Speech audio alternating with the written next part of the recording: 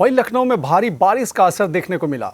दोपहर बाद से ही आसमान में काले बादलों ने डेरा जमाया और शुक्रवार को दोपहर ढलते ही तेज हवाओं के साथ बारिश शुरू हो गई। एक सप्ताह की उमस और गर्मी के बाद गुरुवार दोपहर बाद हुई मूसलाधार बारिश ने राहत दी। हालांकि बारिश के साथ 30 से 50 किलोमीटर प्रति घंटा की रफ्तार से चलती हवाओं ने शहर में कहर बरपा दिया। काले बादलों के कारण दोपहर में ही अंधेरा छा गया। बारिश ने जहां लोगों को गर्मी से राहत दी, वहीं बारिश के बाद कई इलाकों में जलभराव और ट्रैफिक जाम ने मुश्किलें बढ़ा दी। विभूति खंड इलाके में तेज हवाओं के कारण एक युवक की जान चली गई। दरअसल इलाके में स्थित साइबर टावर के छज्जे का एक हिस्सा बारिश के दौरान गिर गया।